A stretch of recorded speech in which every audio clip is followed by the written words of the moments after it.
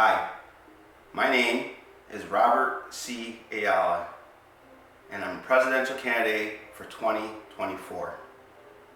This is chapter 2, so let's get started. In next month, Biden plans to meet Xi in China or at one of the summits. I'm not sure where, but the White House has announced that the two will try to meet to discuss economic issues.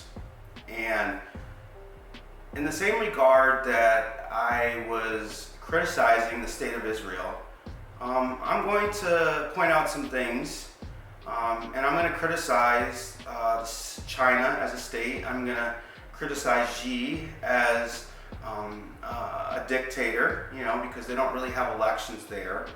And what I want to ask the Biden is, why are you going to China, and why are we forging economic relations with the country that is going to, in all reality, make a play for Taiwan sometime? And that we're going to be confronted with having to defend, and they clearly don't like us. And so, I understand the need for Americans to have cheap goods. But if we all buy cheap goods, and it means that, half our country destroyed in 20 years, what point is having cheap goods? So I want to remind Americans as a whole, because what I think Biden should do, and what I would do, is first, I want to talk about the Chinese people. Why do we keep getting in these relationships with countries that just have complete, total repression of their people? The United States doesn't have to work with these folks. Ronald Reagan wasn't working with these people. Teddy Roosevelt wasn't working with our enemies. When do we sit back and say that maybe a country that does not allow for its people to elect it at large, we shouldn't be sending all of our treasury bills to over there? We shouldn't be having iPhones made there and compensating all those people who will be turned into soldiers to come after us. So let's look at how nice China is to America. So when Joe Biden goes over there and he bends over or does whatever he's going to do, because he still hasn't suspended the embargo or the tariffs that Trump put on us, right? So a lot of the inflationary cost that we're experiencing in America is because there's a little bit of a trade war going on for tit for tat. Now, I don't have a problem trading with China, right? I don't have a problem trading with Saudi Arabia. But I believe that sooner or later, America has this whole southern continent called South America, and we have this island in the middle of, the Gulf of Mexico called Cuba, and there are things that we can do to forge alliances. Oh, let's not forget Brazil, that we can do to forge alliances to help us prosper more. We don't need to go to China and go over there and beg them to be in some economic relationship with us. They win at every stretch of the imagination. So let me get to my point. On October 18th, right, 2023, we have footage showing Chinese fighter jets antagonizing our military. We have done nothing to provoke them.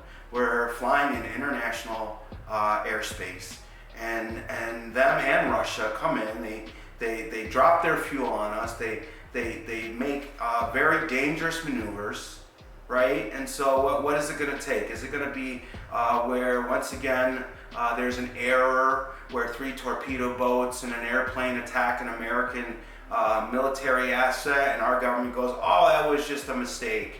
Oh, it was just a mistake." But it's not a mistake for the pilot and the family of the one that's lost.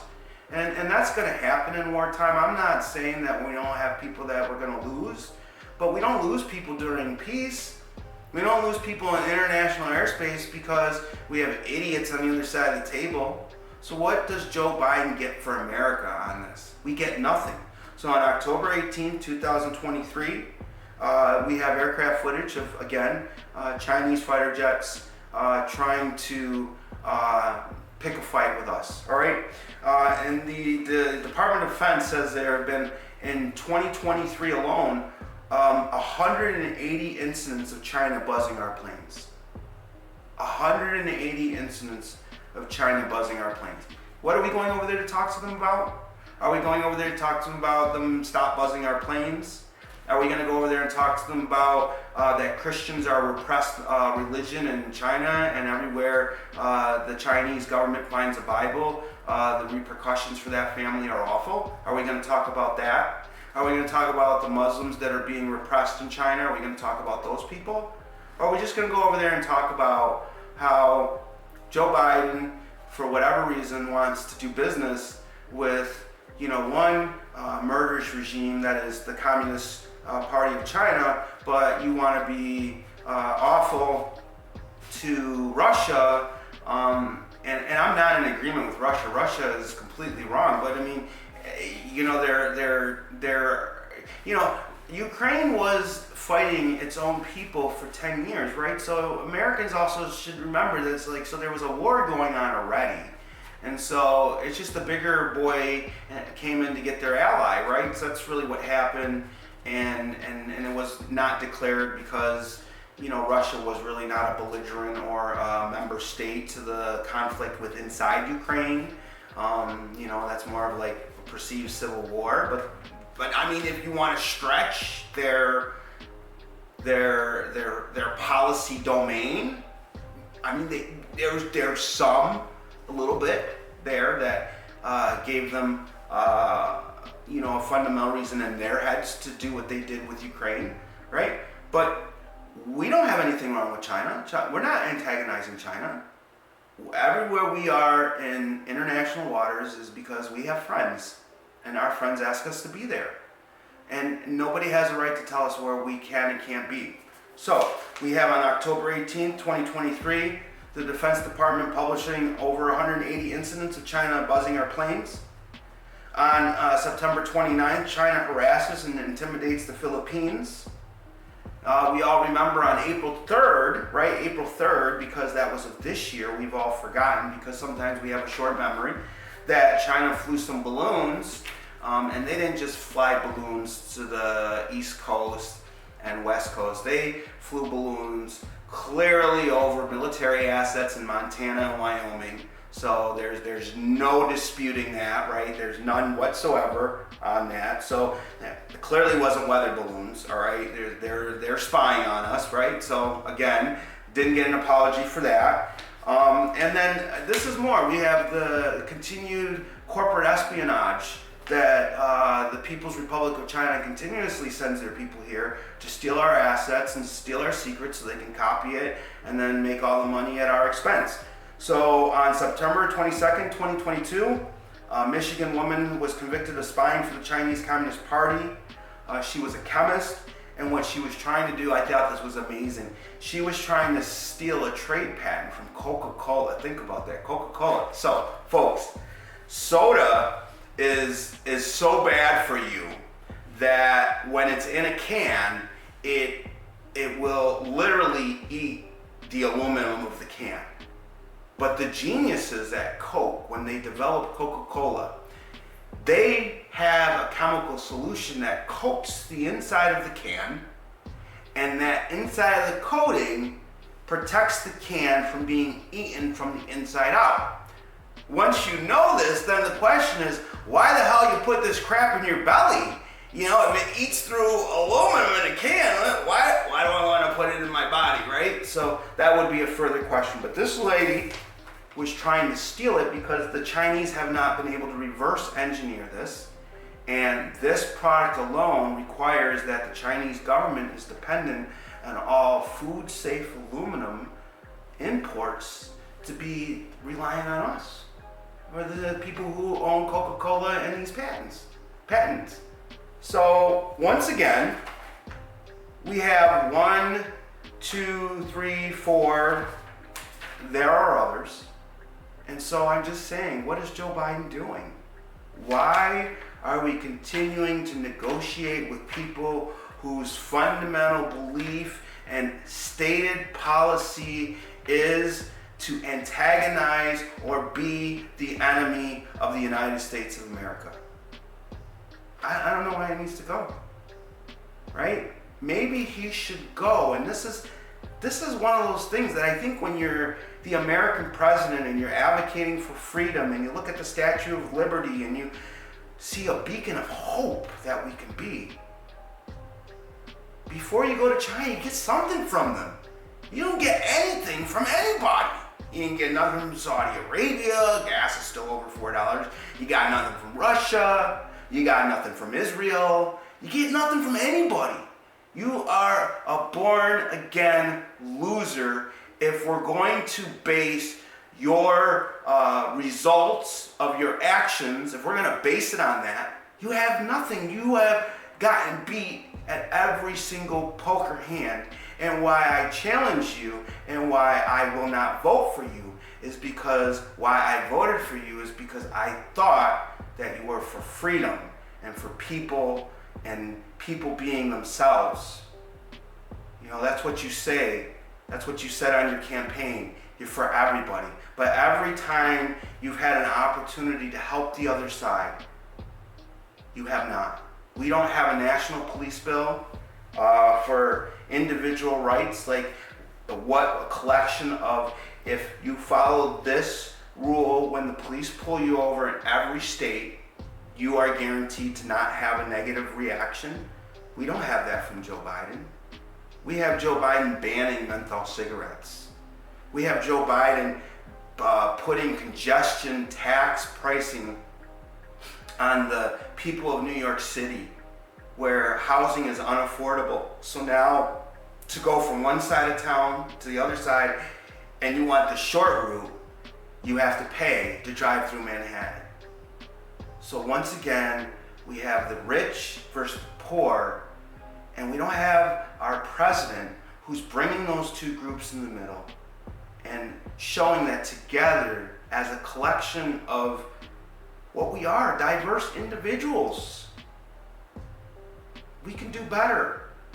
So I just don't think you should be going to China when they clearly are sending weapons to Russia, when they're clearly hosing the Philippines on their ship and tormenting them every day with noises. Folks, please go look at the ship in the Philippines in the South China Sea. And I don't know why we call it the South China Sea, that's just the name, but it's a big sea. And the Philippines have a ship there, and they have a detachment of Marines on there, and they feed them and everything. And every time they try to do that, the big old Chinese military comes down on this poor little country and hoses them with water cannons, scares them, leaves sirens out all night because they want the Marines to detach so they can claim the land. These policies of I take what I want as a president of a country, you know, I just don't know why the United States is not challenging this, right? That's what we do. That's who we are. We don't let the bullies of the world roam free. And we certainly, when they're being bullies, we don't go over there and hand them a carrot and a big stack of money. And again, I don't feel that it's right to tie one thing into another thing, and I would never blame my president for anything that's going on in Israel. I will blame the American government for failing to advocate for a two-state solution that they've promised the Palestinians for 70 years, but have never gotten behind. I will fault them collectively for that. But I won't fault, Joe Biden for anything on that regard. We just have to get to a point where if it's bad for Putin, if it's bad for Israel, then it's bad for China. And I don't want to continue to give money to countries that treat their civilians in their own citizens like crap. I just don't want to do it no more. When Beijing was flooding, because part of the problem with how the Chinese operate is they don't really have good building infrastructure, and so when it rains they're subject to a lot of runoffs. But that last tsunami rainstorm that came in and they had to re-divert all the water from Beijing all into the rural communities, we don't even know how many people died. They washed it all. Nobody will know except for all those people that died. And that's what I'm for. I'm for putting you and others first, but I'm for putting everybody first. It's 2023. We all sat in a period of inactivity in the world with no wars and no real complaints and no real terrorism. And now the whole world's on fire. And the only thing that's changed during that period of time is we went from one crazy president to a sleepy president.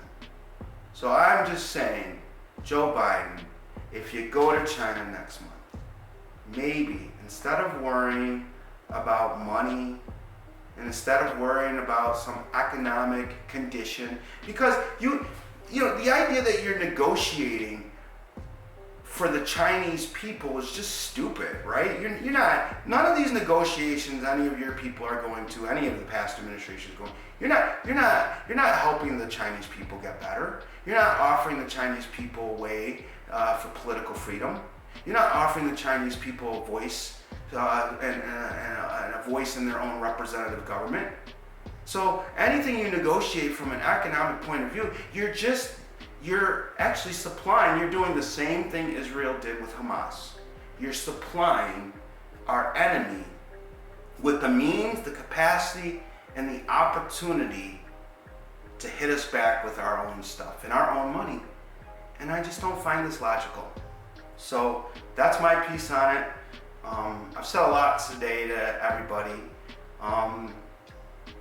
The world is crazy, but people are the hope of the world.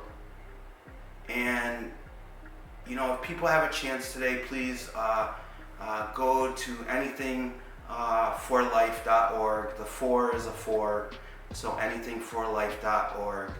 I just think as the world changes and we go from more computers in the world and less people functionally doing stuff, we should be putting everybody, not economically, not reaching into somebody's pocket and saying, take $20 here and give it to this person here, but the condition of us all being equal to you can do this and you can do this, and we live together and we work together and we protect each other together. That's the American way. So that's what I'd like to get back to. I don't think we're going to get there with Joe Biden or Donald Trump. I think I'm the better candidate. But in the meantime, I'm going to keep doing what I'm going to do. I'm going to keep talking to you folks, and I'm going to keep trying to bring the issues that I think are important to America to the forefront of everybody's attention. Thanks for watching, and I look forward to you the next time that I talk to you. Have a good weekend.